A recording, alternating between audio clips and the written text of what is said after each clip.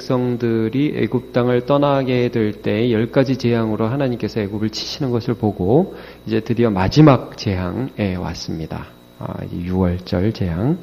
그리고 이제 오늘과 이제 다음 주에 걸쳐서 2월절 또 무교절에 대한 구체적인 규례들을 좀 보도록 할 텐데, 먼저 잠깐 이 6월절 규례가 어떤 것인지 전체적인 내용을 한번 좀 살펴보도록 할게요.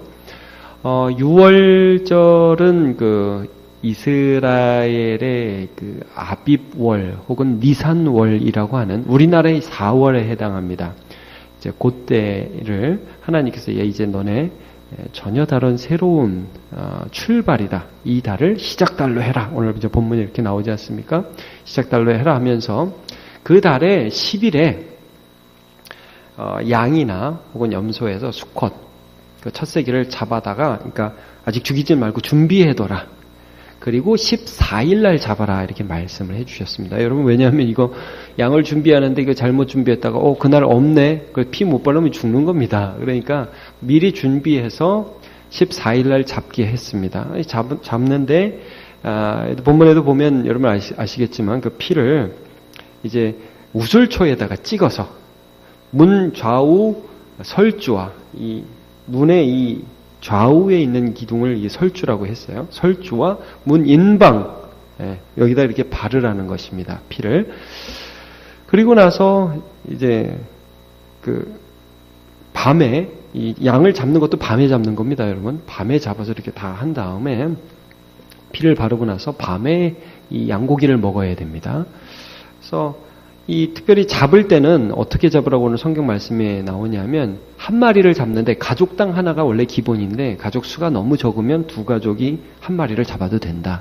어쨌든 너희가 먹을 만한 양의 양을 잡아라. 그래서 밤새 그 양을 먹습니다. 먹는데 이 허리에 띠를 두르고 지팡이 짚고 이제 곧 떠날 사람처럼 먹으라는 거예요. 실제로 이 6월절을 지킨 후에 그들은 바로 애굽에서 탈출하게 되기 때문입니다. 이렇게 하고 난 그 음식을 먹을 때는 또 어떤 규례가 있냐면 쓴 나물하고 같이 먹어라. 왜냐하면 이 애굽에 있었던 그런 어려운 이 시간들을 너희가 기억해라. 이런 말씀을 하고 있죠.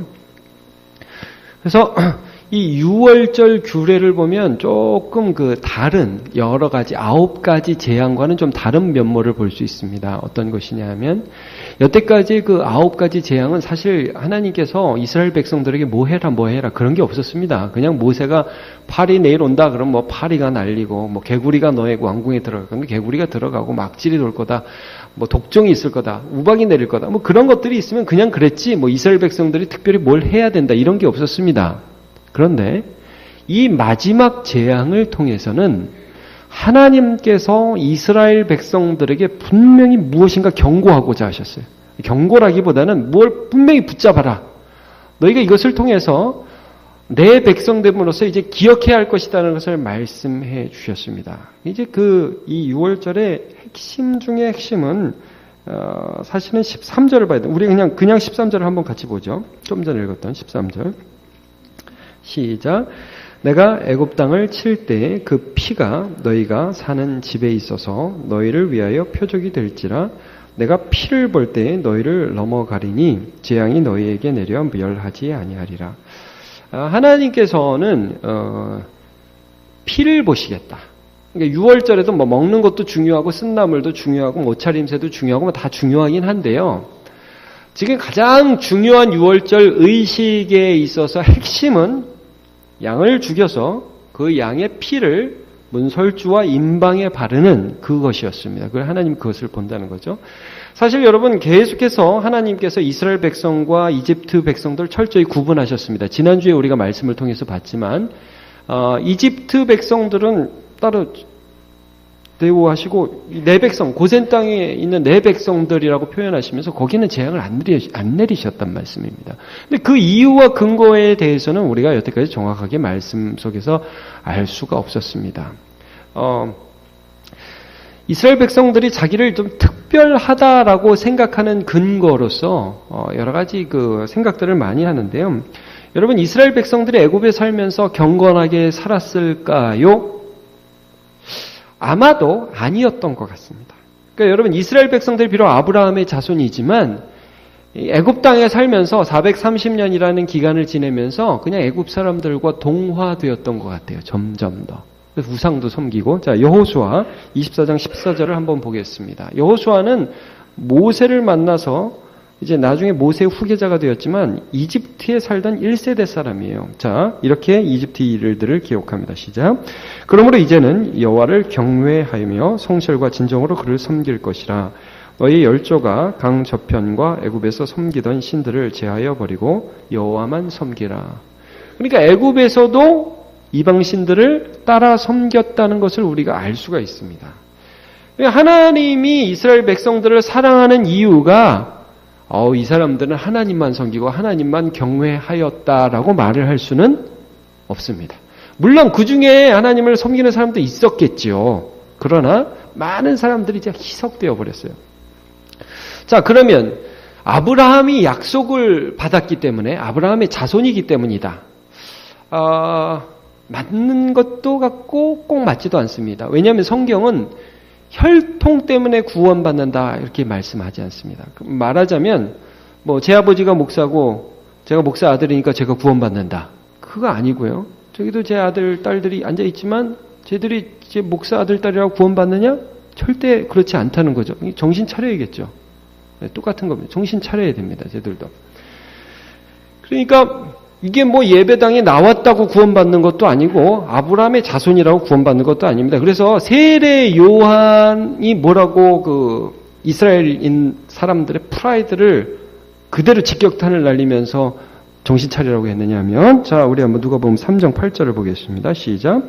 그러므로 회개에 합당한 열매를 맺고 속으로 아브라함이 우리 조상이라 말하지 말라. 내가 너에게 이르노니 하나님이 능히 이 돌들로도 아브라함의 자손이 되게 하시리라 그랬습니다. 이 사람들이 하도 나는 아브라함의 자손이다 뻐기고 다니니까 그러면서 하나도 제대로 하나님을 믿는 믿음을 가지지는 않고 이 혈통만 강조하니까 그런 거 가지고 구원받는 택도 없다. 절대 그런 거 아니다. 라고 하나님 말씀해 주십니다. 그럼 오늘 6월절은 이 마지막 재앙은 애굽에게 향하는 그 장자를 쳐버리는 그런 애굽을 향한 심판임과 동시에 그렇다면 너희는 왜 내 백성이냐라는 것에 대한 하나님의 선언이고, 하나님의 백성은 하여튼 무슨 일을 당하든지 자기가 왜 하나님의 백성인지에 대한 근거를 분명히 갖고 하나님을 섬겨야 된다는 말씀입니다. 자, 우리 다시 한번 13절을 한번 같이 읽어보겠습니다. 시작. 내가 애굽 땅을 칠 때 그 피가 너희의 거하는 집에 있어서 너희를 위하여 표적이 될지라. 내가 피를 볼 때 너희를 넘어가리니 재앙이 너희에게 내려 멸하지 아니하리라. 아멘. 하나님은 철저히 뭘 볼 때요? 피를 볼 때, 그 집에 바른 그 피를 볼 때에 재앙이 넘어간다. 그러니까 여러분, 이집트에 살던 이스라엘 백성들이 괜찮아서 재앙이 넘어간 것이 아니라는 말씀이죠. 다른 말로 하면 여러분, 우리가 괜찮아서 오늘 하나님의 구원을 받았다고 말을 할 수가 없다라는 거죠. 여러분, 우리가 당연히 심판받아야 마땅한 존재라는 게 성경의 선언입니다. 다행히 여기 앉아있고 예수를 믿지만 결코 예외가 아니라는 것이 성경의 선언입니다. 자, 여기서 이 피는 물론 그들이 어린 양을 죽였습니다. 여러분, 우리는 물론 목축업을 하지 않아서 그렇게 양을 죽이고 그런 일들을 하지는 않지만, 제가 그때 그 6월절 밤에 죽였거든요, 여러분. 하나님이 해 지면 양 잡으라고 그러셨어요. 밤에요. 물론 양은 이렇게 죽을 때 돼지처럼 소리 지르지 않습니다. 그냥 양은 조용히 죽어요. 근데 그 백성들이 이미 들었잖아요. 인포메이션을 받았잖아요. 오늘 밤에 너희들 이거 발라라. 안 바르면 다 죽는다. 그 집에 있는 장자는 다 죽는다라는 것을 모세를 통해 하나님 말씀을 들었습니다. 아, 우리가 죽는구나. 지금 죽어야 되는데 이 양의 피를 바르는 거예요. 여러분, 이 우슬초라는 것은 이렇게 흡수력이 있는 그런 식물이었어요. 거기다가 피를 찍어가지고 바른단 말이에요. 제가 그때 피 바르는 사람이었다면 막 덜덜덜 떨릴 것 같아요. 막 피를 이렇게. 이게 뭐 잘 바르고 못 바르느냐가 중요한 게 아니라요. 피 바르고 그 집에 들어가라. 거기서 나오면 다 죽는다는 거 아니에요. 여러분, 이 사람들은 지금 어떤 마음으로 피를 발라야 했습니까? 지금 하나님의 심판이 임하고 있는데 내가 어떤 사람이냐는 중요하지 않고 이 피를 보고 하나님이 넘어간단다. 그리고 이 양은 얘는 뭔지는 모르겠지만 지금 우리가 죽어야 되고 우리 아들이 죽어야 되는데 이 양이 대신 죽는 것이다. 이거 알았겠죠, 여러분. 그 백성들은 정확하게 이 양이 누군지 몰랐습니다. 그런데 하나님께서 결국 이 양이 누군지를 알려주셨어요. 오늘 여러분 본문을 한번 좀 볼게요. 본문을 좀 뒤로 넘어가서 27절을 한번 같이 보도록 하겠습니다. 27절, 22장 27절을 한번 같이 보겠습니다. 이건 PPT 없습니다. 같이 보겠습니다. 시작. 너희는 이르기를 이는 여호와의 유월절 제사라. 여호와께서 애굽 사람에게 재앙을 내리실 때에 애굽에 있는 이스라엘 자손의 집을 넘으사 우리의 집을 구원하셨느니라 하라 하매 백성이 머리 숙여 경배하니라. 자, 여러분, 여기 제사라는 말이 나오죠. 제가 좀 약간만 어렵지만 설명하겠습니다. 이때는 모세를 통하여 레위기가 기록되기 전입니다. 제사법이 안 나왔을 때라고요. 아시겠죠? 무슨 뭐 화목제, 속죄제, 속건제 이런 제사법, 제단, 성막 이런 게 없을 때예요. 그런데 하나님께서 이때에 그 백성의 죄를 속하는 제사를 명령하셨어요. 그리고 이 제사를 통해서 하나님께 피를 바른 자는 재앙을 넘어갔어요. 여러분, 이 양이 누구를 가리킬까요? 그렇죠. 예수님을. 이거는 성경 내내 흐르는 성경의 주제입니다. 성경에서 이걸 말씀하시는 거예요. 그러니까 우리 모두 다 범죄함으로 세상 사람보다 나아서가 아니라 우리 똑같아서 당연히 우리도 죽어야 한다는 것인데 누군가 죽었는데 그게 결국 예수님이시라는 거예요. 이게 예수에 대한 예표예요. 제사란 말입니다. 자, 요한복음 1장 27절. 세례 요한이 예수님을 보고 한 말입니다. 같이 보죠. 시작. 이튿날 요한이 예수께서 자기에게 나아오심을 보고 가로되 보라 세상 죄를 지고 가는 하나님의 어린 양이로다. 자, 고린도전서 5장 7절. 바울 사도가 하는 말입니다. 시작. 너희는 누룩 없는 자인데 새 덩어리가 되기 위하여 묵은 누룩을 내어버리라. 우리의 유월절 양 곧 그리스도께서 희생이 되셨느냐. 이건 정확하게 유월절 양이라고 그랬죠. 여러분, 예수님이 돌아가시던 십자가에서 돌아가시던 때가 언제죠? 유월절입니다. 자, 이게 상기시켜 드릴게요. 여러분, 예수님이 십자가에 돌아가실 때 예수님이 풀려날 수도 있었습니다. 근데 예수님을 풀어줄까? 그러니까 사람들이 바라바라는 강도를 풀어주죠. 그때 빌라도가 왜 풀어줄 수 있다고 했는지 아십니까? 유월절에는 죄수 한 명을 풀어주는 전례가 있었어요. 그러니까 여러분, 예수님은 의도적으로 유월절에 돌아가셨어요. 그리고 이 유월절 양임을 스스로 보여주셨던 것이죠. 그러면 우리는 이제 이 세상을 살아가면서 어떤 삶을 살아야 되냐면요. 어린 양의 피, 예수 그리스도께서 나를 위하여 죽으셨다는 것을 나의 마음에 문설주와 임방에 바르고 날마다 십자가 앞에 가까이 가는 거예요. 십자가 앞에 가까이 가는 거죠. 왜냐하면 거기 가면 하나님이 우리에게 보여주세요. 아, 하나님이 너를 구속하셨다는 거예요. 너를 이 핏값으로 주고 사셨다는 거예요. 십자가 앞에서만 우리의 정체성이 확립이 되는 것입니다. 나는 예수께서 값주고 사신 사람이다. 그리고 이 백성들도요, 여러분 잘 보십시오. 출애굽기에 이 피 바를 때요, 건성으로 바른 사람들이 있어요. 물론 다 살았죠, 여러분. 다 넘어갔죠. 그러나 제가 이렇게 보면, 아, 하나님이 나를 정말 값주고 사셨구나. 이제 나는 하나님의 것이구나. 난 예수 피로 구속받은 하나님의 백성이구나 라고 생각한 사람, 아마 여호수아 갈렙 같은 사람이 그런 사람이죠. 그러나 건성 바른 사람은요, 그 다음 어려움 닥칠 때마다 무슨 말 하는지 압니까? 애굽으로 가고 싶다. 애굽으로 갈래. 그런단 말입니다. 여러분, 우리 건성이란 말 듣죠? 지성, 건성 이런 거 말고 그냥 대충 하는 걸 건성한다 그러잖아요. 애들이 건성 듣죠? 야, 이 닫고 자라. 알았어요. 그리고 논단 말입니다. 여러분, 비슷해요. 얼마나 많은 사람들이 교회에 나오면서 예수님이 우리를 위하여 죽으셨습니다. 아멘, 아멘. 그만하세요. 너무 많이 하셨어요. 충분히들 알고 있습니다. 그리고 예수의 피와 상관없이 산단 말이에요. 예수 그리스도께서 나의 죄를 위하여 십자가 지시고 그 보배 피를 흘려주셨습니다.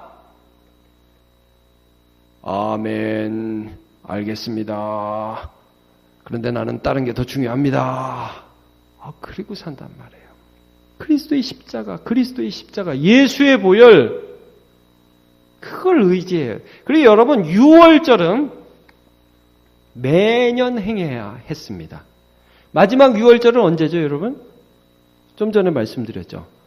십자가 돌아가실 때. 예수 그리스도를 통해 6월절은 성취되었습니다.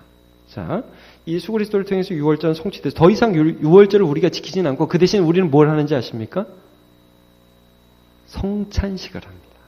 그래서 예수의 피, 예수의 몸을 먹고 마시면서 그리스도의 은혜 앞으로 더 가까이 가는 거예요. 오늘날도 이게 6월절 지켜야 된다는 사람이 있죠, 여러분? 들어보셨죠? 하나님의 교회, 하나님 어머니의 교회.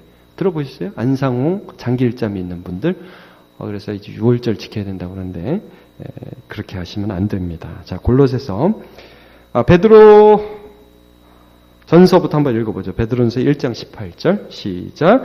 너희가 알거니와 너희 조상의 유전한 망령된 행실에서 구속된 것은 은이나 금같이 없어질 것으로 한 것이 아니요 오직 흠없고 점없는 어린 양 같은 그리스도의 보배로운 피로 한 것이니라. 그 다음에 골로새 2장 16절도 같이 읽어보겠습니다. 시작. 그러므로 먹고 마시는 것과 절기나 월삭이나 안식일을 인하여 누구든지 너희를 편론하지 못하게 하라. 이것들은 장래 일의 그림자이나 몸은 그리스도의 것이니라. 여러분, 성경을 읽으시면서 먹는 거, 마시는 거, 절기들, 우리가 지금 6월절이 절기지 않습니까?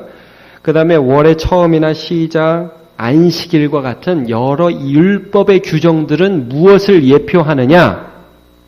예수 그리스도를 예표하는 거예요. 안식일도 결국은 예수 그리스도를 예표하는 것입니다. 나중에 시간이 되면 좀 다루도록 하겠습니다. 그래서 예수께서 오신 후에는 우리가 그것을 율법으로 지키지는 않습니다. 계속 지켜야 된다고 곤란해요. 이 그리스도의 몸, 그리스도를 나타내는 것이기 때문이에요. 자, 그래서 우리는 예수 피로 구속받았다는 이 사실을 날마다 붙잡고 나아가야 사는 자인 줄로 믿습니다.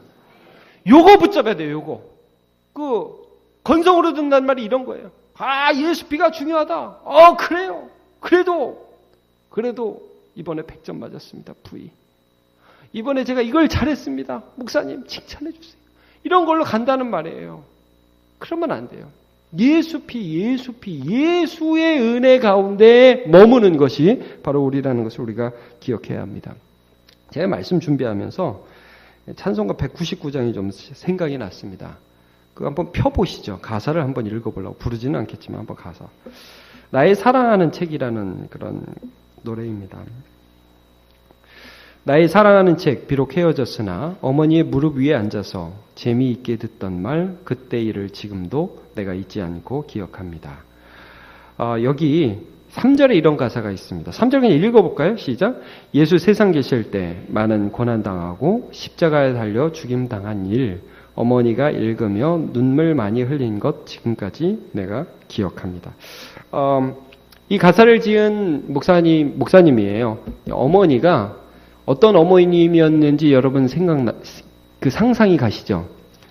이 목사님 어릴 때 이렇게 앉혀놓고 이렇게 성경 이야기를 많이 해주셨던 것 같아요. 근데 특별히 예수님의 그 십자가 부분을 읽으셨어요. 읽으시는데 좀 전에 읽었던 그 바라바가 풀려나는 부분, 예수님이 채찍 맞으시는 부분, 예수님이 손과 발에 못이 박히는 부분, 로마의 군병들이 예수님의 창을 찔러서 예수님의 허리에서 물과 피가 나오는 그런 장면, 가시면류관이 머리에 씌어지는 그런 장면을 읽으시면서 이 어머니가 우셨던 것 같아요. 이렇게. 얘가 물어봤어요. 엄마 왜 울어? 아니야. 아니, 목소리가 이렇지는 않았겠죠. 아니야. 그러면서 막 우셨겠죠? 어린이가 잘 몰랐어요. 근데 하나 알았죠. 아, 우리 엄마는 예수 그리스도의 보혈의 은혜 가운데에서 그 사랑에 감격할 줄 아는 엄마였구나. 어린아이였지만 그거를 알 수 있었습니다. 우리의 어머니는 요즘 왜 우십니까? 여러분도 예수 그리스도의 십자가 때문에 감격하십니까? 그게 맞는 겁니다. 막 돈 문제 때문에, 집에서 돈 문제 때문에 울 수도 있지요. 너무 힘드니까. 돈 문제 때문에. 돈이 없어요. 돈이. 힘들어 살겠어요. 뭐 여러 가지를 우리가 할 수 있지요.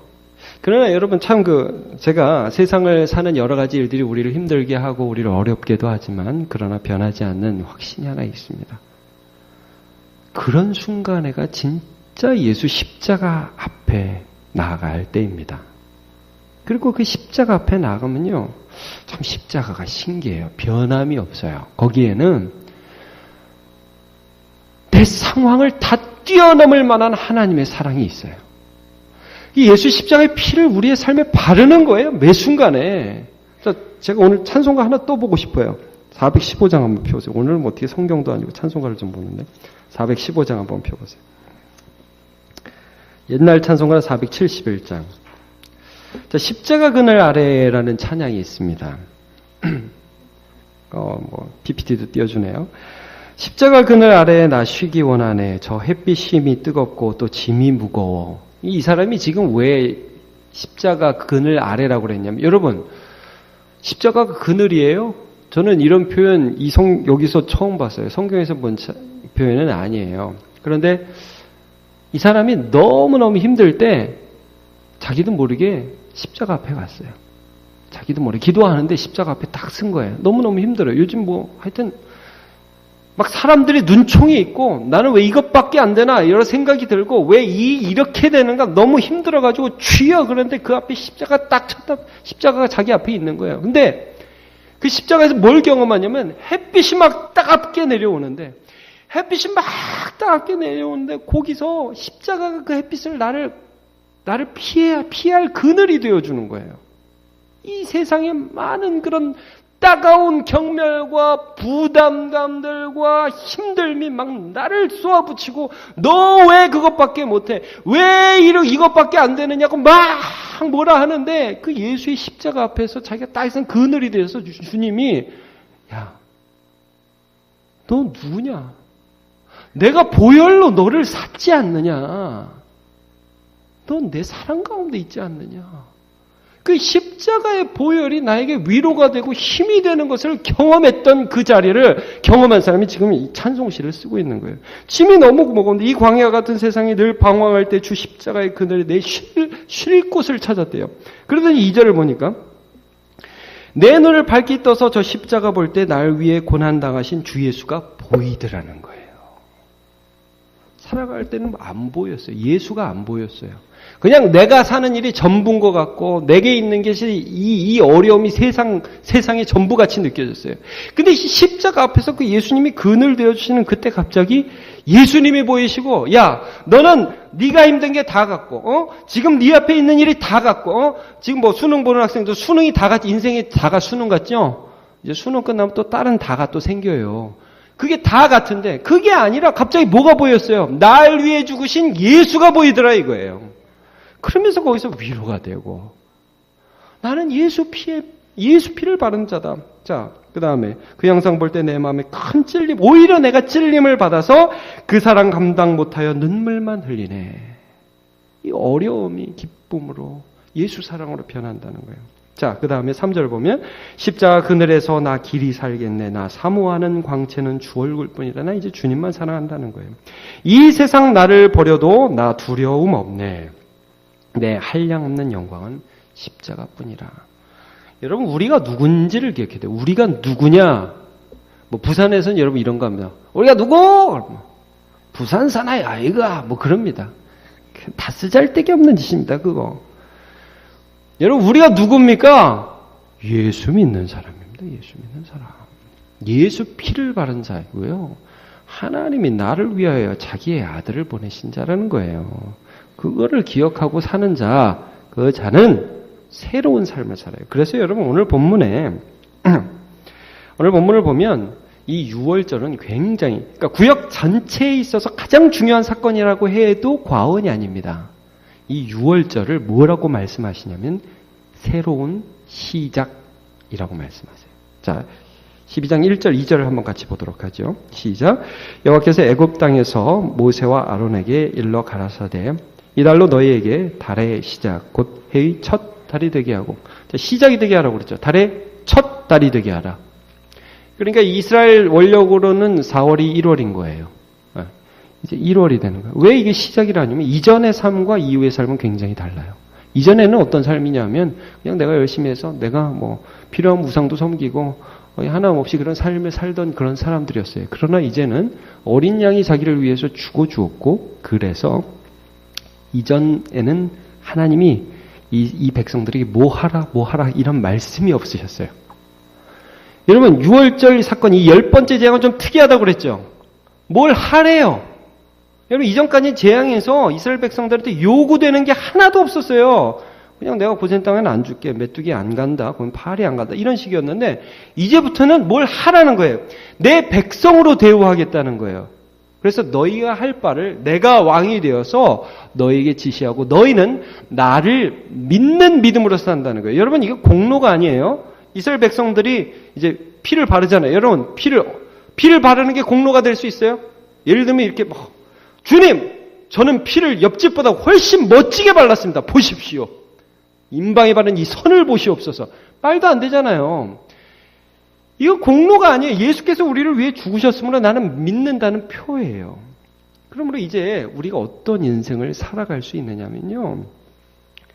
예수를 믿는 자는 하나님이 나에게 명령하시는 그 명령을 들을 수 있고, 그리고 하나님이 공급하시는 힘으로 순종할 수 있다는 사실을 믿으시기를 바랍니다.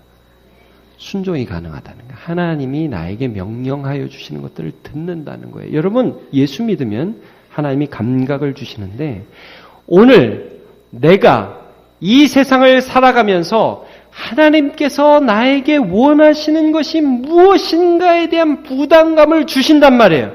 그게 결코 공로가 아니에요. 하나님, 저는 이 정도 있습니다. 지난주에 여기 보니까 우리 음악회 하는 애들 열심히 하는 애들 많이 있더라고요. 얘들이 말해요. 음악하고 나서 하나님, 저는 음악회를 냈습니다.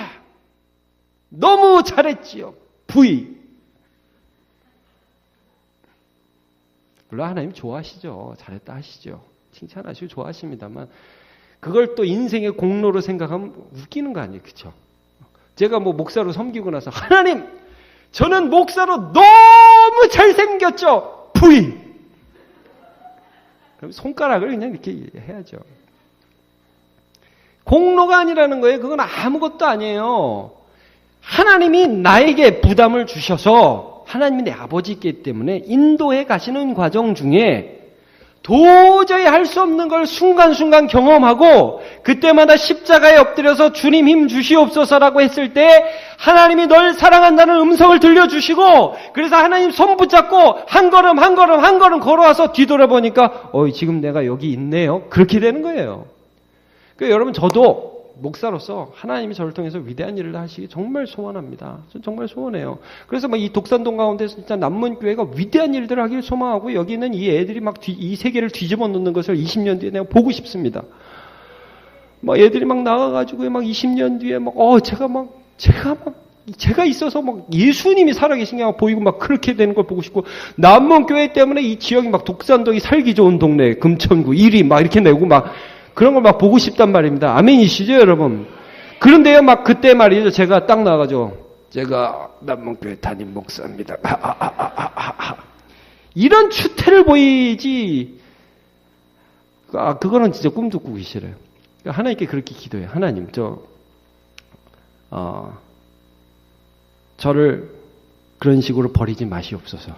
제가 그렇게 기도합니다. 저를 그런 식으로 버리지 마시고 주님 안에 있게 해 주옵소서. 기도하는데요. 저는 그때 만약이 아니라 그런 일들이 이제 있게 될 때 그렇게 고백하고 싶어요. 준비하고 싶어요. 그리고 진짜 그래요. 뭐냐면 하나님, 여러분, 하나님이 이렇게 위대한 일을 하셨잖아요. 제가 돌아보니까요. 정말 솔직히 얘기하는 건데 하나님이 다 하셨어요. 진짜. 저 너무 많이 넘어졌거든요. 근데 그때 하나님이 하셨어요. 제 손 잡아 주셨어요. 저한테 또 하라고 하셨어요. 그래서 한 거예요. 하나님이 하신 거예요. 제가 진심으로 그렇게 20년 후에 할 계획입니다. 그것도 이제 주님이 허락하셔야 하는 건데. 여러분, 우리가 살아가면서요.